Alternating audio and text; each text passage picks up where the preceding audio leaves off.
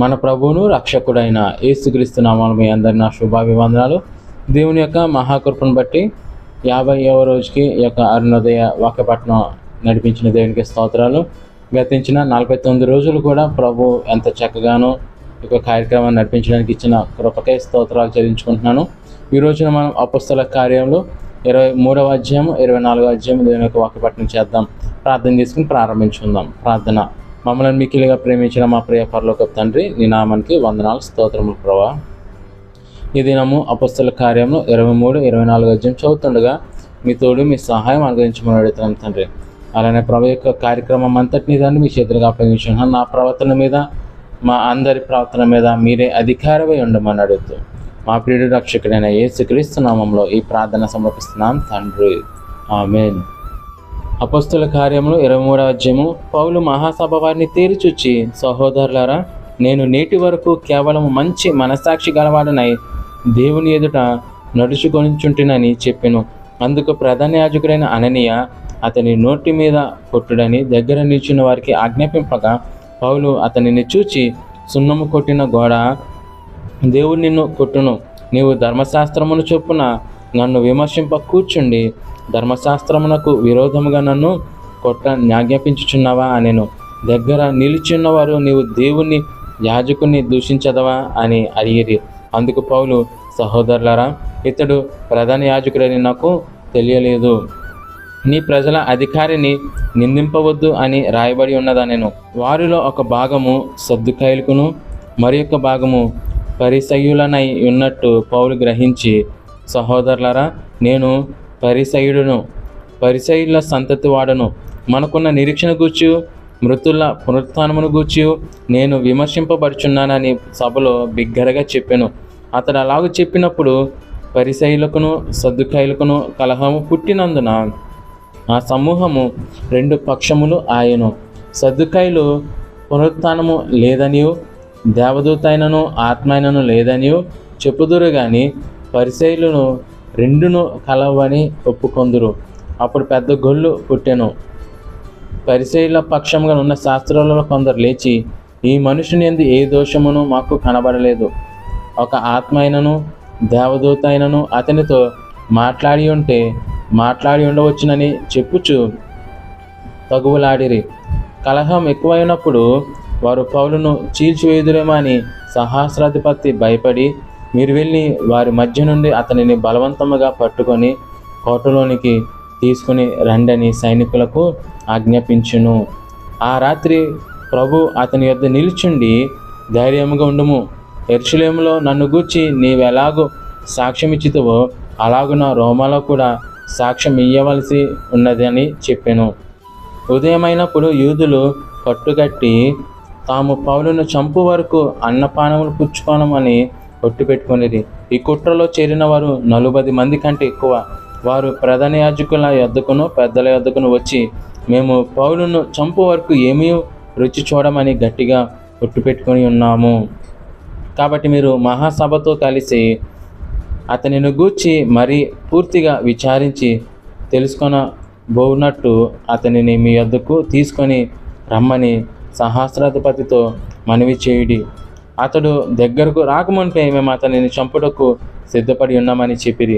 అయితే పౌలు మేనల్లుడు వారు పొంచి ఉన్నారని విని వచ్చి కోటలో ప్రవేశించి పౌలునకు ఆ సంగతి తెలిపాను. అప్పుడు పౌలు శతాధిపతులలో నొకనిని తన యొద్దకు పిలిచి, ఈ చిన్నవాణిని సహస్రాధిపతి యొద్దకు తోడుకొని పొమ్ము, ఇతడు అతనితో ఒక మాట చెప్పుకొనవలనని ఉన్నాడనెను. శతాధిపతి సహస్రాధిపతి యొద్ద అతన్ని తోడుకొని పోయి, ఖైదీ అయిన పౌలు నన్ను పిలిచి నీతో ఒక మాట చెప్పుకొనవలనని ఉన్న ఈ పడుచువాణిని నీ యొద్దకు తీసుకొని పొమ్మని నన్ను అడిగానని చెప్పాను. సహస్రాధిపతి అతని చేయి పట్టుకొని అవతలకు తీసుకొని పోయి, నువ్వు నాతో చెప్పుకొనవలనని ఉన్నదేమి ఒంటరిగా అడిగాను.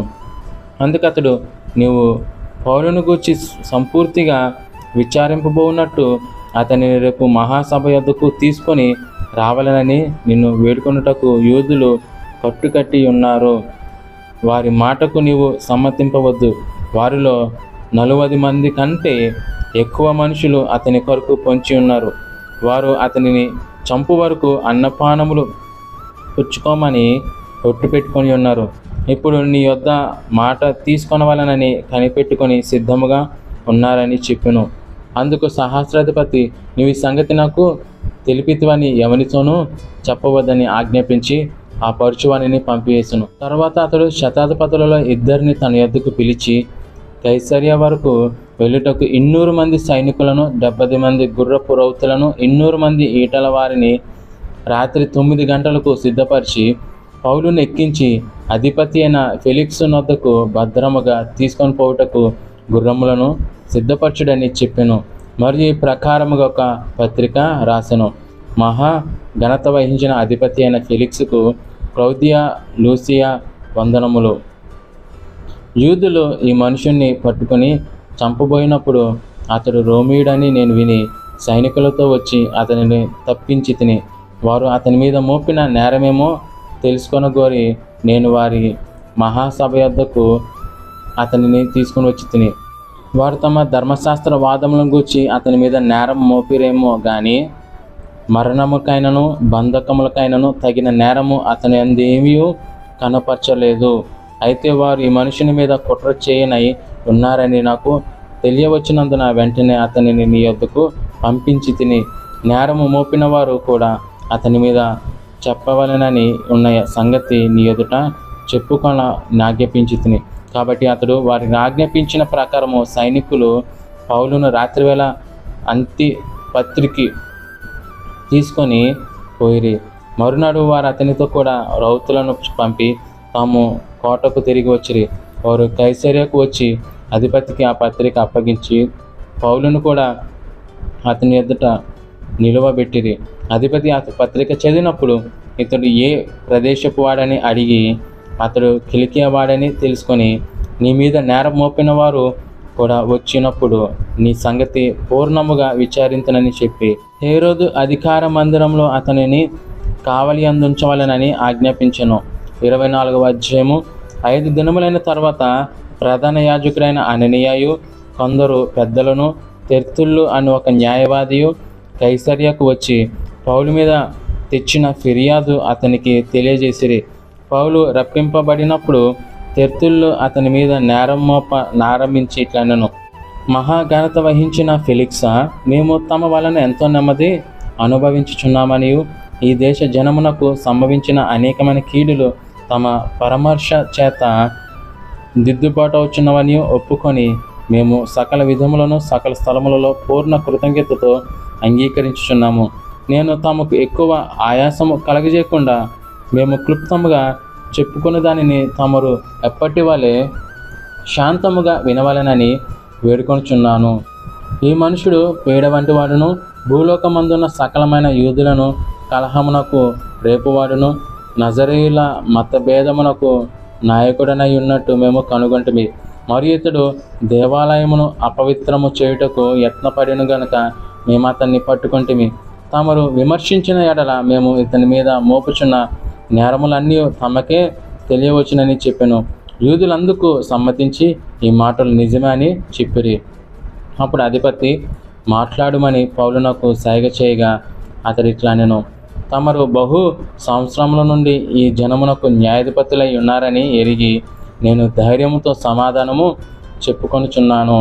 యెరూషలేములో ఆరాధించుటకు నేను వెళ్ళిన నాట నుండి 12 దినములు మాత్రమే అయినదని తమరు విచారించి తెలుసుకొనవచ్చును. దేవాలయంలోనేమి, సమాజ మందిరంలోనేమి, పట్టణంలోనేమి నేను ఎవరితోనూ తర్కించుట అయినను జనులను గుమ్మి కూర్చుట అయినను వారు చూడలేదు. మరియు వారు ఇప్పుడు నా మీద మోపు నేరములను తమరికి రుజువు పరచలేరు.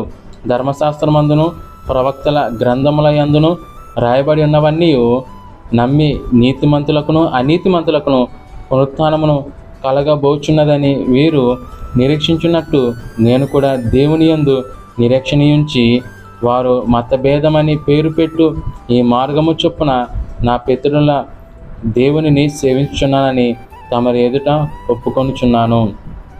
ఈ విధమున నేనును దేవుని ఎడలను మనుషుల ఎడలను ఎల్లప్పుడూ నా మనసాక్షికి నిర్దోషమైనదిగా ఉండునట్లు అభ్యాసము చేసుకొనుచున్నాను.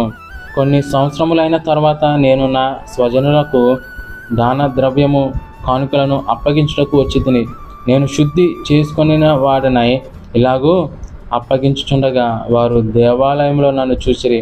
నేను గుంపు కూర్చి ఉండలేదు, నా వలన అల్లరి కాలేదు. ఆసియా నుండి వచ్చిన కొందరు యూదులు ఉండిరి. నా మీద వారికి ఏమైనా ఉన్నాడలా వారే తమరిని సన్నిధికి వచ్చి నా మీద నేరము మోపవలసి ఉండెను. నేను మహాసభ ఎదుట నిల్చున్నప్పుడు మృతుల పునరుత్థానమును గూర్చి నేడు వారి ఎదుట విమర్శింపబడుచున్నానని వారి మధ్య నిలబడి నేను బిగ్గరగా చెప్పిన ఈ యొక్క మాట విషయమై తప్ప నా యందు మరి ఏ నేరమైనను వీరు కనుగొని ఉంటే వీరైనా చెప్పవచ్చనెను. ఫెలిక్స్ ఈ మార్గమును గూర్చి బాగుగా ఎరిగినవాడే.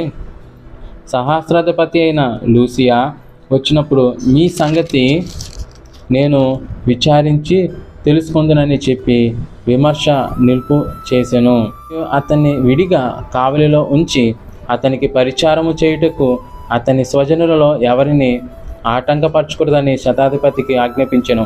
కొన్ని దినములైన తర్వాత ఫెలిక్స్ యూదురాలైన ద్రుసిల్లా ఆను తన భార్యతో కూడా వచ్చి పౌలును పిలిపించి క్రీస్తు యేసునందలి విశ్వాసమును గూర్చి అతడు బోధింపగా వినెను. అప్పుడు అతడు నీతిని గూర్చి, ఆశా నిగ్రహమును గూర్చి, రాబోవు విమర్శను గూర్చి ప్రసంగించుచుండగా ఫెలిక్స్ మిగుల భయపడి ఇప్పటికీ వెళ్ళుము, నాకు సమయమైన నిన్ను పిలువనంపింతునని చెప్పెను. తర్వాత పౌలు వలన తనకు ద్రవ్యము దొరుకునని ఆశించి మాటిమాటికి అతనిని పిలిపించి అతనితో సంభాషణ చేయుచుండెను. 2 సంవత్సరముల తర్వాత ఫెలిక్స్కు ప్రతిగా పొర్క్యూ ఫేస్తు వచ్చెను. అప్పుడు ఫెలిక్స్కు యూదుల చేత మంచి వాడననిపించుకొనవలనని కోరి పౌలును బంధకంలోనే విడిచిపెట్టి పోయాను. దేవుడు యొక్క వాక్యమును దీవించి ఆశీర్వదించునుగాక. ఆమేన్. ప్రార్థన చేసుకుని దిన అరుణోదయ వాక్య పట్టణం ముగించుకుందాం. ప్రార్థన. మమ్మల్ని మిక్కిలిగా ప్రేమించిన మా ప్రియ పరలోకపు తండ్రి, నీ నామానికి వందనాలు స్తోత్రములు ప్రభా. గతించిన 49 రోజులు ప్రభా మీరు ఎంతగానో చక్కగా జరిగిస్తున్న విధానానికి వందనాలు ప్రభా. ఈ దినము కూడా తండ్రి అరుణోదయ వాక్య పట్టణము తండ్రి అపొస్తలుల కార్యాలు 23-24 అధ్యాయం చదవడానికి ఇచ్చిన కృపకే స్తోత్రం చేయించుకుంటూ ఈ దిన దీవెనలో మాకు అనుగ్రహించమని అడుగుతున్నాం తండ్రి. ఈ దినమంతయు మేము చేస్తున్న ప్రయత్నంలో, పనుల్లో, ప్రయాణాలు అన్ని విషయాల్లో మాకు తోడు మా సహాయం అనుగ్రహించమడుతూ తిరిగి రేపు ఉదయం 5 గంటలకి అరుణోదయ వాక్య పట్టణంలో కలుసుకున్న కృప మాకు అందరికీ దయచేయమని మా ప్రియుడు రక్షకుడైన యేసుక్రీస్తు నామములో ఈ ప్రార్థన సమర్పిస్తున్నాం తండ్రి. ఆమేన్. మీ అందరికీ నా వందనాలండి.